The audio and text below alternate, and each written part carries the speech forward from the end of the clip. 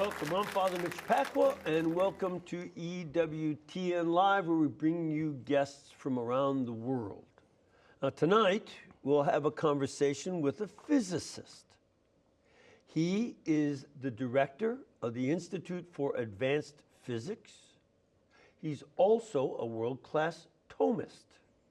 He gained worldwide recognition in theoretical physics by solving an 80-year-old problem that Einstein had within his theory.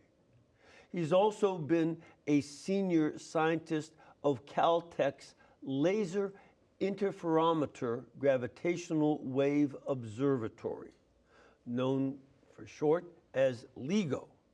All I know is Legos. But he does LIGO, and that, with words that most of us don't know, like interferometer.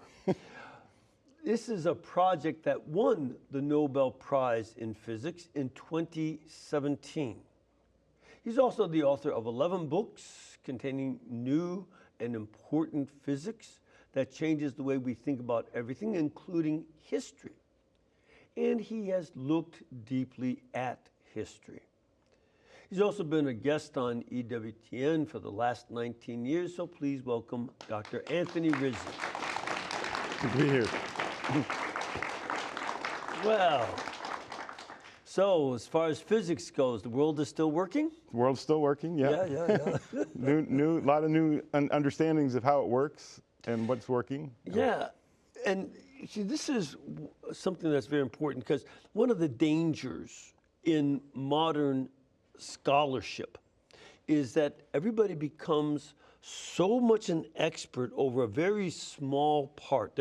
It's not even that you're a physicist. You have to divide physics into specialties, right, chemistry into specialties, and so on. Yeah. And then you just know that one area really well, Yeah. but being able to pull the rest of the world together is lost. That happens in a lot of our education. Yeah, it's like the whole education is disintegrated. Each part is not connected to the whole. And that's a function of the loss of our simple physics that you get through the senses, because everything you know comes through what you know through the senses, but it's general. It's not particular. So what we've become is sort of particularists. All we care about is the particular and organizing the particular, and not about the general. So I can say something general about all physical things, and then I can cover all subjects that have to do with physical things. But we don't know how to do that anymore, so we've lost that general that the specific lives in, so we can't talk to each other. So within physics, like you're saying, most people don't realize there's like theoretical and there's experimental. And that's a divide in which it's hard to talk across that. Yeah. And then there's also physics in terms of the cosmos, you know, that the very large ranging physics of how things work in outer space, and then physics here, right, on, you know, so on smaller systems like Earth. There's like, within physics, there's the subdivisions, like within theoretical and experimental, there's astrophysics, which is what you're talking about, the cosmos, and then there's condensed matter, which is more about things that you can see and feel. Right. So it's all divided, but the problem is we have particulars that we organize. We don't see inside of them. When the intellect allows you to see inside, so we can see that you're a man, I'm a man, and that covers all men, because we have a general, instead of just listing all the different properties as if the sum of the properties were the thing. Right. And that's the missing physics that we have, that we don't start with what we see in those simple general things. Oftentimes people say, you're talking abstractly. Well, that's the way you talk simply. You know, you talk simply by just talking about the general. So you talk about a man, you know, like Chesterton once said, Johnny is good. That's what the mom says to the boy. That's philosophy, that's thought. Less like the kind of particular things we say when we talk to each other that, you know, we don't know what they mean half the time. They're big words that we don't know. We say Johnny is good. He says that's philosophy worthy of St. Thomas Aquinas. Johnny is good. Very simple. He's a good man. Very simple but general words, right? I can say good across a whole spectrum of things, and you'll know what I mean because it's general. And then we don't think of that because we're used to thinking very complicatedly, and that's how it divides us. So we don't have that general knowledge. And general knowledge includes not only knowing something about these areas of physics, but other areas of life. Yeah. And for instance, you've mentioned in the introduction some of your work in history. Yeah. A lot of times physicists may know the history of physics. Yeah.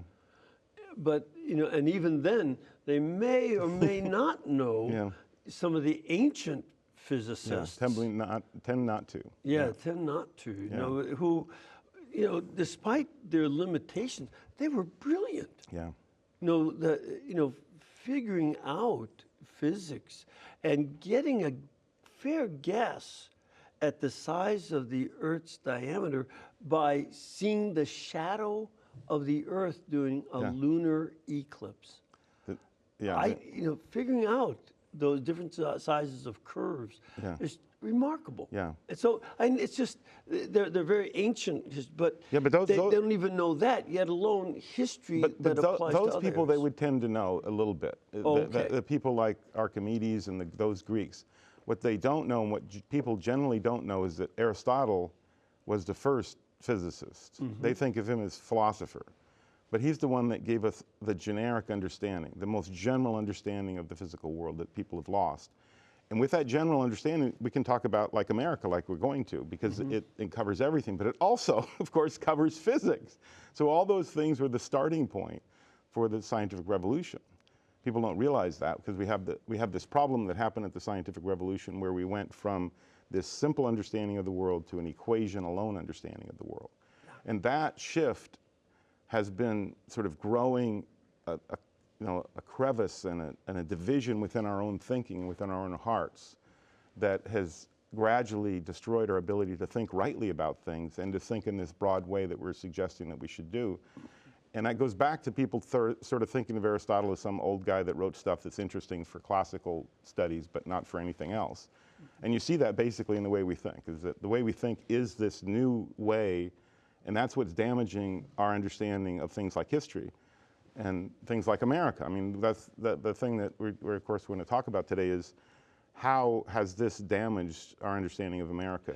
Well, let's take a look at that because we have right now the #1 history textbook used in the public schools is by Howard Zinn. Yeah.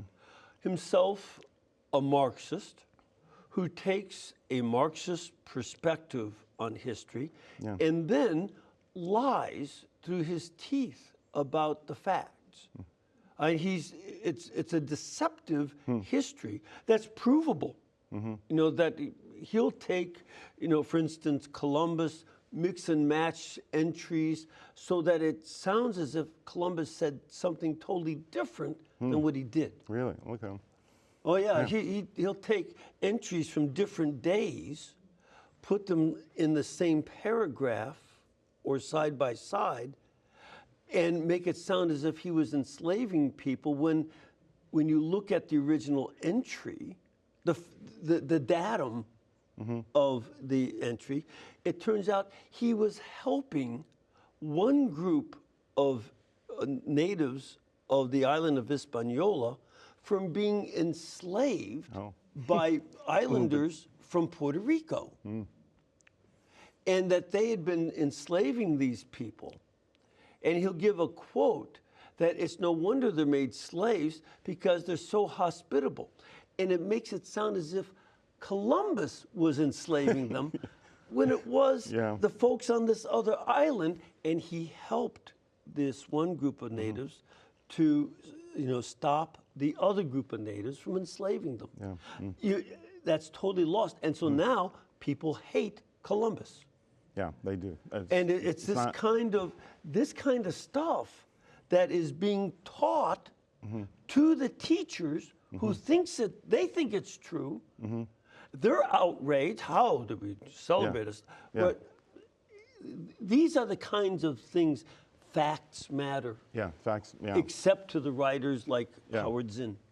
But the thing that I want to get to is that we're missing this deeper understanding. And so that leads us to misunderstand facts and leave out facts and change facts because we don't have that bigger picture to correct ourselves when we're organizing things and thinking about things. So in America, many people will say, well, America is a deist, secularist, Protestant, young country. And what do you mean by deist? So deist is a terminology that arose around the time of the Enlightenment that had to do with people that thought that God was just somehow some kind of engineer, made stuff and then went home, had dinner, never came back. Right. And didn't have anything to do with the world.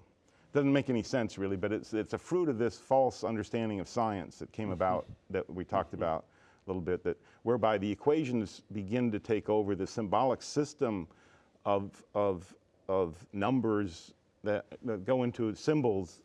I'm sorry, like P equals MV. You know, those are symbols and they have numbers behind them. And those things replaced our simple understanding of the world, and they made us think of God in a different way. And so that led a group of people to call themselves deists and to think about God in this very weird, strange way that exists today in the minds of a lot of people. That he's not a creator, he's an engineer, he's the guy that makes stuff and then has the possibility of leaving. So they think of America as deist, secularist, Protestant, Masonic, and all these things that come out of the Enlightenment. It really is people call it rationalism, but I push back against that because it's really more of an irrationalism, because these kind of things don't make any sense. To talk about God as an engineer doesn't really finally make any sense. Right. And the dissing of reason really comes about when you put your equation ahead of what you see in front of your face. And it's something that sort of ironically, that the average person does worse than the scientist, because the scientist knows how to use those symbols to get to some place, but the average person doesn't have that facility, doesn't have that training. So he just uses symbols all the time and never gets behind them because that's what he's taught. Right. And so that we got this false view of America that doesn't realize the deep history that you only can understand anything historically from, is because everything comes from something. Nothing comes from nothing. Right. And so you have to look at where it came from. So where did America come from? It came from this deep Catholic presence in Europe, this deep, saturated thought of Christian thinking that had, for centuries, had soaked into the smartest people. And so when they thought about government, you had, you had people like St. Bellarmine, who thought deeply about government, who pushed back against the idea that kings were gods. Because surprisingly, people think of Catholicism monarchy. That's not the way Catholics have thought of themselves. No. In fact, it was the King of England who came from Scotland, James I, who wrote about having the divine right of kings. This was something that he and all the Stuarts, his son Charles, later on James II, Queen Anne, all these different Stuarts, held that doctrine, and this caused a number of civil wars in England. And what they called the Glorious Revolution, and these tensions, because some of it which caused the settlers to leave and come. Exactly. And that's interesting, that timing around then when I think it was James II was trying to become Catholic, and they didn't like it, so they kicked him out. Yeah, he had to leave the country because he wanted to be Catholic, and but he still held to that divine right of kings notion from his grandfather, James I. And this, and he didn't really have that Catholic view. Right, the Catholic kingship. The Catholic thinking on it. He was taking this new so it's one thing to label yourself Catholic, it's another thing to have the Catholic thinking. That's the point you're making. That's really... Exactly. So let me read you. Can I read you something from a traditional writer? Because it has this Catholic thinking. You know, what you got?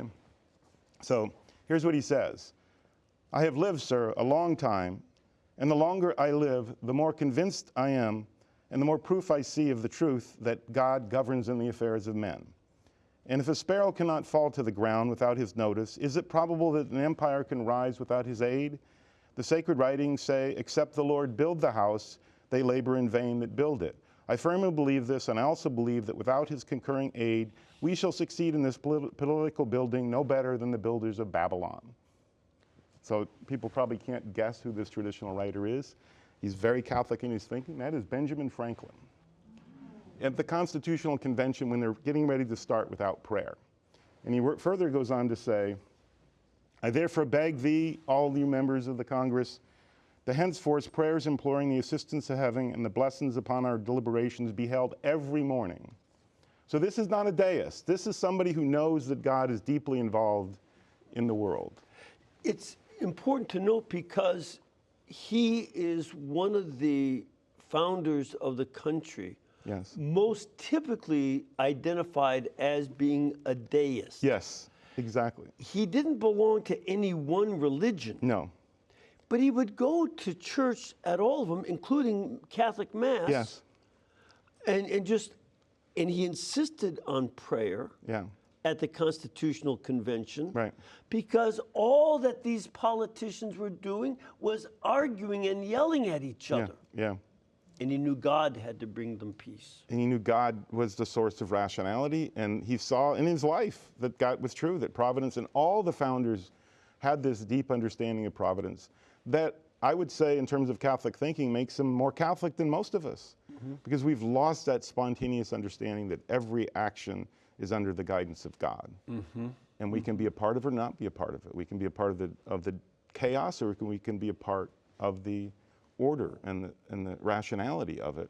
And the whole idea that the Enlightenment was rational and Christianity was superstitious is still with us today. Most Catholics think of themselves as not needing reason, and in that way we can look at the founders and see that that's Catholicism. Catholicism is reason-oriented. It's not faith alone. It's not faith first. It's reason first. And the founders understood that, and they knew that it led to him, and that was the whole function of it, is to lead to him and to grow our happiness in that way.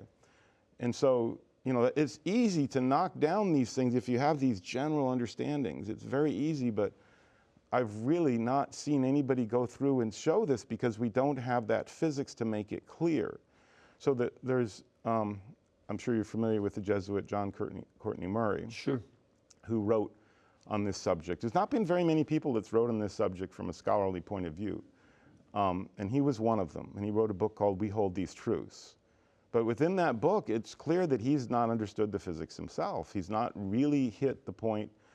I mean, he condemns Americans for having these laws against contraceptions and things as if it's some kind of Protestant thing. But he doesn't seem to get the idea of the physics, that the natural law, your understanding of the world, from the physical world, you deduce things. And from those things you deduce what will make a good polity, what will make a good politics. And that's what the founders used, all the thinking that they had, even though they didn't know where it came from. They used that thinking to come up with things, and they understood that there's certain things that had to be protected legally so that you could have a society that could thrive according to man's nature. And so you see that throughout American history. One of the examples I like to give is when they were confronted with, the Mormons wanted to have polygamy.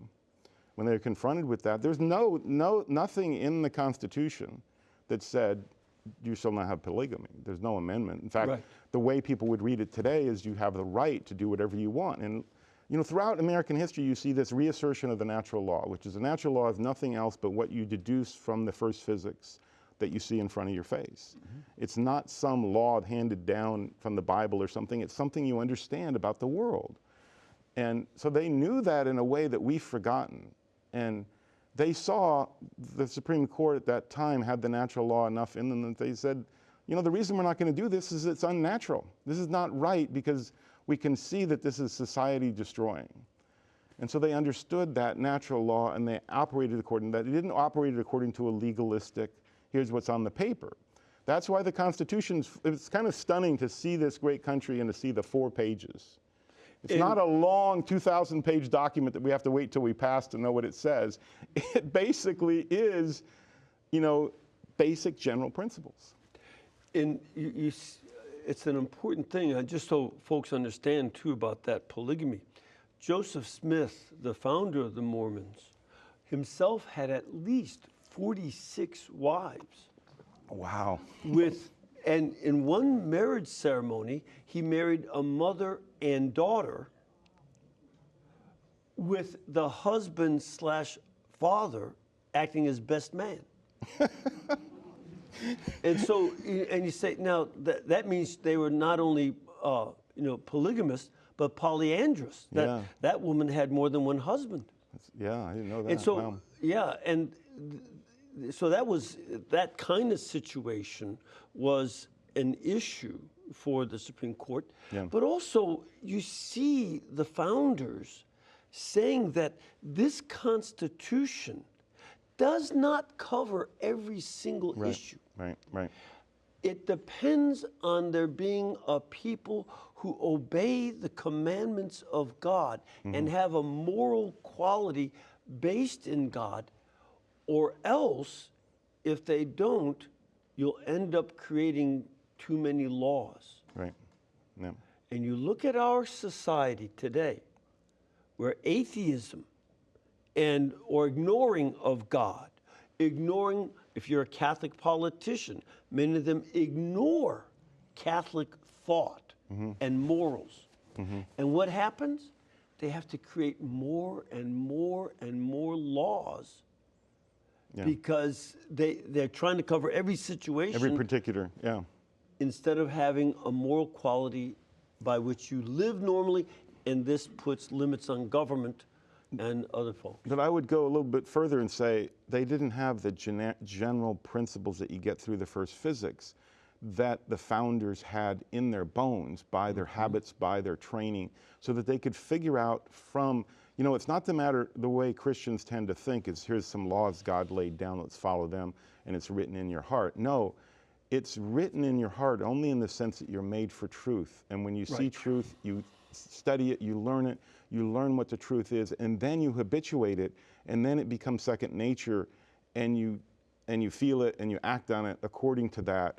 And that's what they had, because they had that deep Catholic past. That it kind of surprised me when I found it out, but England was starting to be Christianized in 43 AD. It's a pretty deeply Catholic country. Right. It's why they were able to resist, Henry VIII and all those things. You see it in Shakespeare, the results of that deep Catholic thinking. But what people don't realize is that the first thing grace does, and you see it robustly throughout Europe, is it supports nature, it builds nature, because grace heals and raises us. But first it heals, first it builds the natural, so it makes reason stronger, and it makes reason more complete and whole in its ability to look at the world and see what is. And that's why you see Magna Carta, which, by the way, when you go to England, my English friends have told me, who visits the Magna Carta the most? Americans. That part of history that shows you the solidity of the natural law, which is what the Magna Carta incarnates. But what people don't realize about Magna Carta is it only comes up because in England there was an issue with it. But throughout Europe, people understood that God was first, not the king, and that you had a nature. And if that nature was disrespected by the king that was not the final authority on that, and that the people had rights. And that's what Magna Carta expressed. But it was throughout Europe, this opinion had developed through an understanding of the natural law that hadn't been ever stabilized and as deep as it was in Catholic Europe. That's why you had, and that's what people don't realize, America is they say it's a young country, can't deal with it. It's the oldest country in the world by far. There is no country by the proper definition of a country, and that is somebody with a government, the same government, as they had 250 years ago. We're coming up on our 250th anniversary. There's no country like that. It's an old, old country, and that's why people visit the Magna Carta, which is a document from the 1200s. And they say the English don't. No, it's all Americans. And what I call the American incarnation of the Catholic tradition is this. And what you see and what people don't recognize is at some point in history, with the rationalization being built by the grace that the Catholic Church brings, that for the first time in history, you have people saying, hey, we should have a rational country. We should have a country based on principles. Why the heck do we just have these arbitrary lines based on rivers? Why don't we have a principle-based country? And that's what America is. It's like, let's think of this, boys. And their argument did get out of proportion, but they were arguing in the primary sense of the word of, here's a rational reason. What do you say to that? And back and forth, and they figured out, based on their deep instincts, how to make a rational country. So you can be just as much of an American to be from Africa or from Germany if you immigrate and take on the principles of America. See, this is a very important element of the United States. It doesn't depend on ethnicity. Yeah. That's not its core. No. It is principle that anybody can learn. Yeah. And yet what we see going on in a lot of our schools and from many of our politicians is that these founding documents are from the 18th century, and because they're old, they're no longer useful. Yeah, right. This principle was stated a number of times by former President Obama. He would say that, and he was a professor of constitutional law, but he didn't think that the Constitution was a good document. Because it's old, it's outdated. Because it's old. And being old, I hope, is not a good principle. And being ethnic in origin is not a good principle. Being part of a race is not a principle. Right, right. It is rational thought. Right, right. That is there. So the natural law and what people don't, again, even Thomas Paine, who was the only one who was rabidly anti-Christian, and he got so later. And atheistic. He was an atheist. No, he wasn't an atheist. No, no. In fact, he got in trouble in the French Revolution because he got mad. Even he got mad because he thought, as all the founders did, that you could know the existence of God. Every single one of the founders thought you could know the existence of God, and they had no understanding of people who denied the existence of God. And that's something that's more Catholic than the average Catholic, because the average Catholic thinks God is a matter of faith. And of course, it's a doctrine of the faith that's not so. That's not so. And we've lost that, but they had it. Even Paine had that. In fact, he got in trouble. I think one of the reasons he was put in jail, because he didn't tolerate the French. And so that's a point that I think is a really important point, is that, you know, Dickens wrote The Tale of Two Cities, and at the beginning he says it was the best of times and the worst of times, and this is the time of the American Revolution. And I fancy that what he's saying is, you had the best of the times. You had the first rational country, the first principle-based country, deeply planted in natural law and in Catholic thinking, Christian thinking, at the base thinking. And then you had the French Revolution, which was implementing the false understanding of science into a government for the first time in history. And they did the exact opposite. Instead of saying, you know, we have to look to nature and figure out nature and nature's God, and that we have, therefore, human nature that we have to respect, because that nature is made for God. Instead of that, they said the law defines, and we still have that idea today. The law somehow defines reality. And so they immediately decided that Christianity was wrong, and they reset the year to 0, destroying the birth of Christ, which we still have today as the center of history. And they destroyed the 7-day week, because we can't have these cycles of worshiping God on Sunday. They made a 10-day week, and they got rid of all the feast days, and they made, you know, Fork Day, and they even changed the names of the months. And changed the name. Yeah, because the break with history, and that's what Obama and all of us really think. It's not just Obama. I like to bring that home, is we're supposed to take the rod out of our own eye, and we all have this scientism because we all have this bad physics, because we've been trained in it. Our physics is an equation-alone physics, and it makes us think in these crazy ways. All of us kind of think that there's an updating to things, and there is, but the sense in which it happens is not understood, and that is, there is never a sense in which what you used to know generically ceases to be true. The world is there. That's a very general statement. I'm never going to find out, wow, I was wrong about that. I guess the world really isn't there. I'm never going to find that out, because it's a generic principle I already knew. And there's a sense where we talk about the church developing, because you develop, you deepen, you get more specification of your understanding, but you never destroy your previous understanding. That wouldn't be knowledge. But that is the way we think of knowledge, and that's why Obama can say we need to update it. There's a sense it's true, right? There's a sense in which we know much more than our and as it should be, much more than the people that came before us. The men that came before us didn't have all the knowledge of accumulated between the men between now and them. But it doesn't mean what they knew, all of it was wrong. In fact, there would be no evolution of civilization if that were true. What happens is you get very general things that become more and more specific. And you get more and more specific understanding. And that changes in specific ways how you do things, but it doesn't change something like the Constitution, which is very generic. Right. And Lincoln points this out, I think we need to go back to the Declaration a lot. Lincoln points this out, that the Constitution is nothing but a specification of the natural law. He doesn't say it that way, but this is what he means, because he says, he used a Proverbs quote to say, a word fitly spoken is like an apple of gold in a setting of silver. Mm-hmm. An apple of gold in a setting of silver. And what does he call the apple of gold? He says the Declaration of Independence is the apple of gold. The setting of silver is the Constitution. Mm-hmm. So the Constitution is the implementation that highlights the principles of the natural law in the Declaration. So Lincoln says this great statement that I think all Catholics have forgotten they need to be remembered. There's no right to do what is wrong. There's no right to do what is wrong. You know, a good example of that would be why it's important to read ancient documents, or not even ancient, just old documents, including the Lincoln-Douglas debates. Yes. Oh, yeah. You can get that on audio form and listen to actors delivering the debates.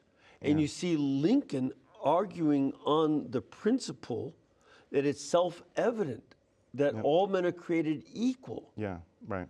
And the argument from Douglas's Democrat opponent was that, no, the Supreme Court decided that African descent people are unequal. Yeah, they're not, literally not human. They're not persons. Right, that they are less than equal. So that's the law. You have to accept that, and he wouldn't. Yeah. This is where principle comes in. Yeah.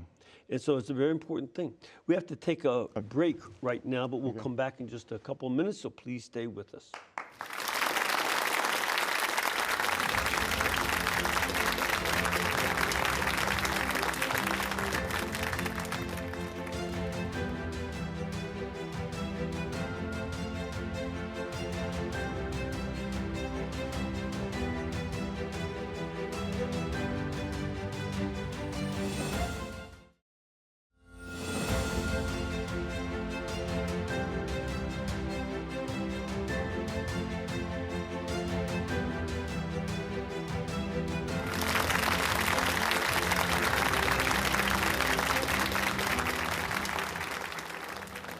We are speaking with Dr. Anthony Rizzi, and you can find out a lot more about his work by going to the website of the Institute for Advanced Physics. They have a website. It's iapweb.org. iapweb.org. Great place to go and learn a lot more about thinking about physics and its application not only to the physical world, but also to the rest of life. Also, we want to invite you to join Father Miguel Marie, MFVA, our own Franciscan friars here. He's taking a pilgrimage to Amsterdam, Belgium, Germany, and Switzerland, May 25th to June 5th of 2023. If you want to go, you can go to visitationpilgrimages.com or call 256-347-1475. All right, so let's start off with a question from our studio audience. Ma'am, where are you from? I'm from Barnegat, New Jersey. Good to have you here. Welcome. Thank you, Father. Thank you. You were at the Mass this morning, right? Yes, I was. Good to have you here. Thank you. So what's your question? So my question to you and Dr. Rizzi is, do you think that in the era of sound bites, where we have immediate opinions given to us, the fact that we're all so distracted, we're running around, we don't have time to actually research what the truth is, that we have, you mentioned documents that bills that are put forth with 2,000 words and we'll read it after, no time taken, if that has anything to do with the situation we find ourselves in today. And just to start off, let me just make a little comment that comes from the spiritual life. It's an old saying, if the devil can't make you bad, he'll make you busy. But Yeah. why don't you respond to? Yeah, that's a really good point because it kind of reflects on the fact that we are. I mean, I really like Father's quote there because we are too busy. We're too busy to think. And that's one of the calls that we have to do is to the founders, are really good models for basic virtue. They talked about virtue all the time, and we've stopped talking about that development of your natural understanding that grace supports and grace makes stable. And we've stopped asking for that. We try to jump to faith things, which are the higher things that are our final goal, but you don't get to the final goal without getting intermediate goals. And we've lost, and the founders are good examples of reminding us that it's possible that you should do it, that they took the time. And the founders were all, for example, interested in science. I mean, John Adams, one of the great founders, his favorite subject was science. And he taught John Quincy, one of the presidents, his son, calculus. It's like a homeschooling from the founders. And he spent that time to learn, to think with his son. And we have to go back and realize that we don't spend enough time thinking and studying. And that is a problem, that we sort of accept sound bites as a substitute for thinking, that somehow or other we don't need that thought in order to do our lives. And so we ask these people to give us these sound bites, and the sound bites become a substitute for that deep thinking. So, I guess it's a good time to show that kind of what you can do to answer your question, what you can do to kind of still your mind to the truth. And here are just two of the resources we have. And I don't know if Philip can get this on the camera, but I'll hold it over here. And so these are the two resources: the Kid's Introduction to Physics, that anybody can read, that gives you the basic introduction of what you see, how to understand what you see, and how it inevitably takes you to God. And that kind of puts you back where the founders were, that they all understood that you could prove the existence of God and know it. Not believe it, but know it. And then this is the Physics for First Communion, which teaches you how to apply that to the faith, and that you don't understand this without this. So this is really important, to get yourself calmed down and not just listen to the talking heads who really don't know very much, but who tell you a lot of stuff that you can't sort out. It's just too much. Yeah. And the detail is not where it's at. It's the principles. It's getting the principles back. And once you have the principles, you can detect whether something doesn't fit without having to know all the details. And if you don't have the principles, which we don't, then you have to worry about, is this fact right? Not, is the picture they're painting right? Because you want to know the general idea. Is the picture they're painting right? They might get this little fact wrong, but that doesn't matter so much. What matters is, are they giving me the right general understanding of what's going on in the people they're talking about? And until we have that ability to apply a principle, and this is something we found in the Institute a lot, is that people don't know how to do basic logic and basic thinking. Over and over again, we see young men and young women who don't know or even care that you give them a principle like all triangles, when you add up all their angles at abs of 180, you give them a particular triangle, and they don't know how to apply it to that triangle. That's a red triangle. How does it work for a red triangle? They don't. I'm serious. Yeah. You give them principles in life, and they can't apply it. And that's the lesson that the founders can teach us. That you learn those big principles, and it's true. It's not a stereotype. All men are rational animals. Every single one of them. It's not a stereotype. It doesn't matter their race, whatever they are, they're rational animals. And that's true for everyone. There's no exceptions. No matter how sick they are, no matter how disabled they are, no matter how smart they are, whatever, they are a rational animal. It's true for everyone. But I want people to understand how serious this is, because young people are incapable. Smart young people are incapable of basic thinking from a general principle to a particular. That it's true in general, it's true in this case. And that we can't understand America like that, because America is a big principle.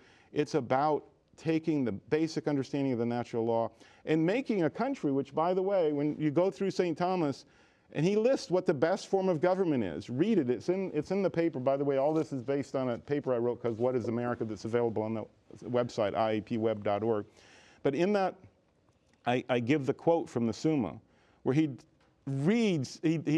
describes the best form of government. And you read it and you can't help but thinking, wow, the founders stole that from him because it's a republic. It's exactly our government.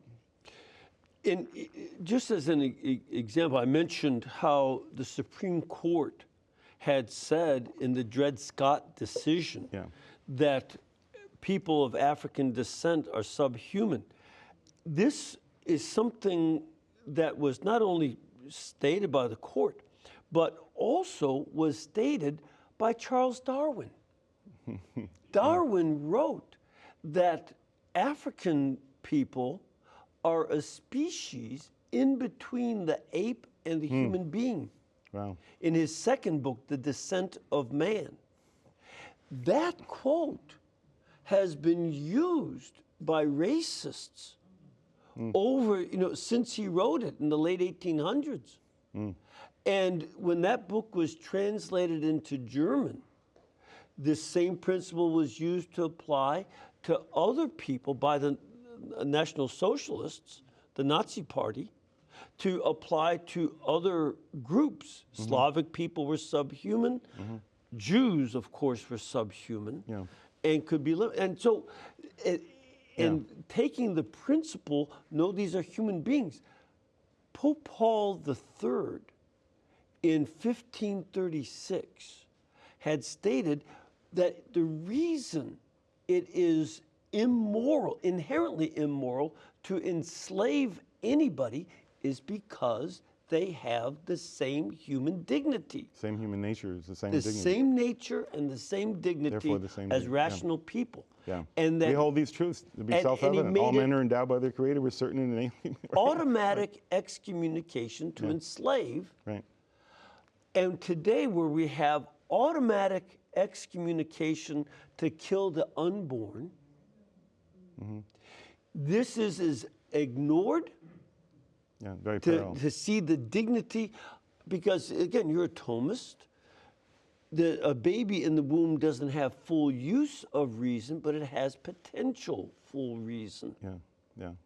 So you can't abort, and that's as much an automatic excommunication as was slavery. the baby- Same principle applied. A baby has the power, but it's not Exactly. exercised fully. Not yet. Not fully exercised. It's only partially exercised.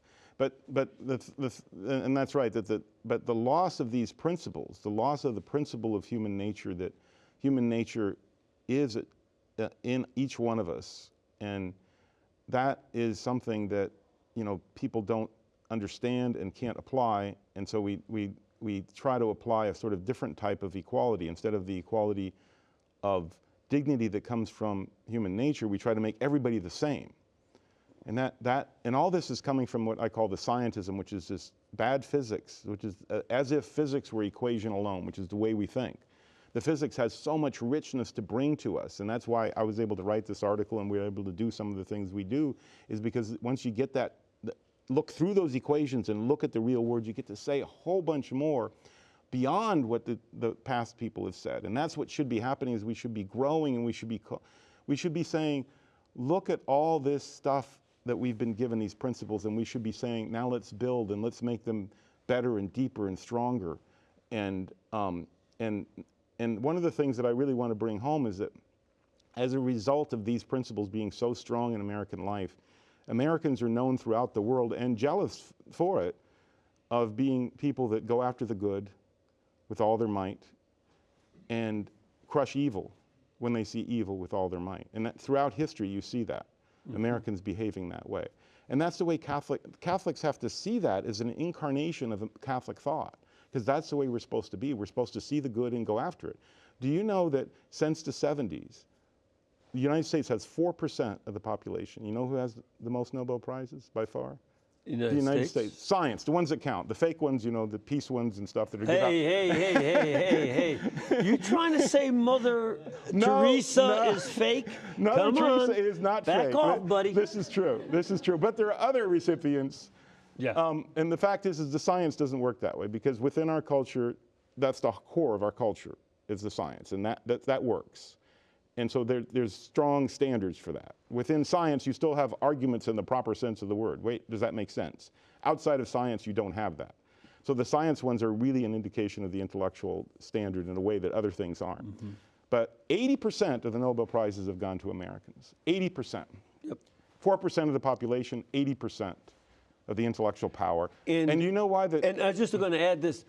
People should understand, the Nobel Prizes are not run by America. No. No, they're not. That's, so this is not an American institution to reward ourselves. No. This is from Europe, from This is from Europe. Scandinavia. Yeah, right. And so this is... It's a more objective. It's very objective. It's science. I mean, after all, there's things you can see, these new things that come out, people can see they're real. And so, but this is something that's lost on us is the reason that the internet, in the internet, like there's .ca for Canada, and different countries have different, you know why there's not a .us? Because the internet was invented here. Right. That's just like the country code for America is 1. Yeah, because the phone companies came here. This is where the major phone things. And this is where the phone was invented. This is where the phone was invented. So this is par for the course for American history. I would recommend people to really think about this, because this is something we're called to as American, especially as American Christians, to live a fuller life. The great quote from St. Irenaeus, "The glory of God is the man fully alive." And we have to go after the good. It's not sufficient to hide from evil. You have to go after the good, and this is what Americans have done over and over again. Yeah, in fact, it's very important that an individual does not define themselves by what they don't want. Right. Way too many people have a clearer idea of what they don't want, but they don't have a clear idea of what they do want. Right. And so they're avoiding problems. And once you focus on avoiding a problem instead of seeking the good, then you can be easily manipulated. You are manipulated, by various forces. That's right. In the media, politicians, they will manipulate you if you are afraid. They want us to be afraid. Yeah. Because scared people can be manipulated. You better not do that. You're going to get in trouble. Yeah. And Yeah, you'll be a bad boy. You'll do that. yeah, and all of this is going on. We'll cancel you. You better not say that. Yeah. And the politicians do it. They divide us into racial groups and divide us into social groups and all this, instead of uniting us around the principles that make America what America is. Right, and that principle is in the Declaration, the pursuit of happiness. That is what we're made for, is to be happy. And so we have to look for the good, and finally that good, of course, is God, and the founders understood that. And we have to re-understand that. But that means that there's goods in this world that we're supposed to be going after and defending and protecting and growing in ourselves. The first responsibility we have is to ourselves, to grow ourselves in the intellectual understanding. And that each of us has a different level that we're called to, but all of us are called to growth in intellectual work and study. That's why I recommend the books, to get people started on that rediscovery of the whole point of our lives is to grow in truth. That's the whole point of our lives, and we've lost that. There's some other thing that we're going after. So like a lot of Americans, especially on the right side, tend to think of capitalism as defining America. But the founders never talked about economics. No. That is a scientizing thing that comes from, I can explain it another time, but it's coming from the bad physics, that economics is first. We're not about making money. Americans have never been about making money. Karl Marx is the one who focused on economics as the basis of reality, but Adam Smith wrote his book on capitalism the year the revolution began. This was not. So they didn't know about it. No. Yeah, and no. that's the other thing that people don't realize, is that the scientism, this equation alone thinking that's at the base of our culture, and that's what I really want to drive home. Every single one of us has that false thinking at our base. Unless we do the studying and take the time to learn and ask for the grace of God to will it and want it, we're not going to get out of this, because this is a thinking in all of us. But the idea that somehow Americans define success by economics is such a false one, but I think it's pretty current that people view that, and it doesn't explain America, you know, because the things that happen, like I recommend people read, if they haven't heard of it, The Wright Brothers by David McCullough. Wonderful book. That's a great book, but it captures the American spirit. There is a singer, I won't tell you who he is. If you call the Institute, I'll have the secretary tell you, but I'm going to tell you there's a singer, a very famous singer, that has a song that he wrote right after John Paul II became president. And the lyrics go like this. He became Pope. Became Pope, sorry. So he said... He wasn't born here. He can't be president. He can't be the president. It'd be nice to have him as president, but you know, he was the Pope. Anyway, this singer is an American, very well known across the world, and he wrote these lyrics. Shortly after John Paul became the Pope, he wrote these lyrics. He said, "There's a light in the Vatican." Popular song. "There's a light in the Vatican. And when it's about time we start listening to the voice crying in the wilderness." And I especially love this man when he kisses the earth. John Paul used to come and kiss the earth. He said, "We have one earth, and we all are meant to work together to grow." Right. And that's very typical of what I call the American incarnation of the Catholic faith. You say, this is a non-Catholic, so-called non-Catholic, telling us to look to the voice crying in the wilderness.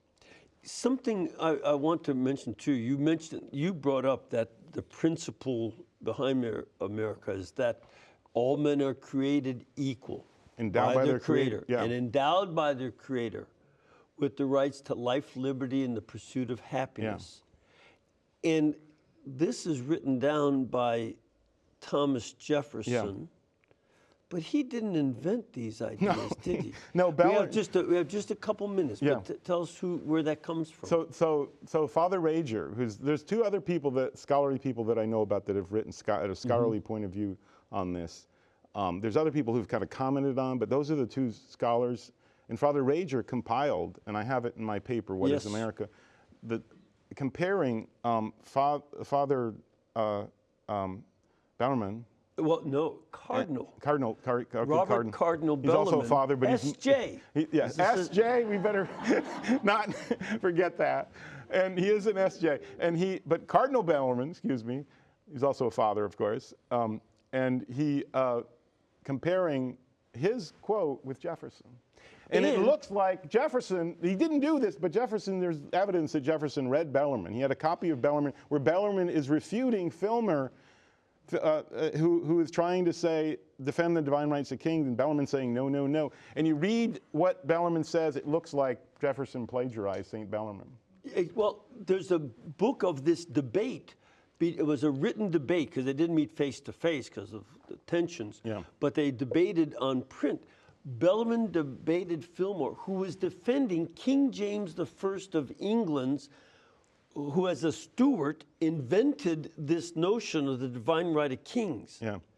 And Bellarmine, a Catholic, refutes it. Yeah. This is the same King James of the King James Bible. He believed in divine right. Bellarmine said, no, that's not principle. True. It's not true. Yeah. And they didn't use Bellarmine's name, but the thinking was there. But the debate was in the library of Thomas Jefferson. And so he was citing the Bellarmine side, the Catholic side of the debate, against King James I Stuart of England. The point is that they look, Jefferson, for all the world, it looks like Jefferson plagiarized. Exactly. And because the principles are exactly the same. And what's important with that is people dismiss Jefferson because he was a slaveholder. Yeah. But the principle isn't from holding slavery or from Jefferson. Yeah. It's Catholic. It's natural law. We're out of time, unfortunately. But you can learn more about Dr. Rizzi and his work at the Institute for Advanced Physics, iapweb.org. I want to thank you for being with us again, and good to have you. And it's an important topic for all of us. And may the Lord bless all of you, the Father, the Son, and the Holy Spirit. Amen. Amen. And again, I'd like to remind you that Mother Angelica was inspired by our Lord to have this network brought to you, not by advertisers. So please remember to keep us in between your gas bill, your electric bill, and your cable bill, and we'll be able to pay all of our bills too. God bless you and thank you.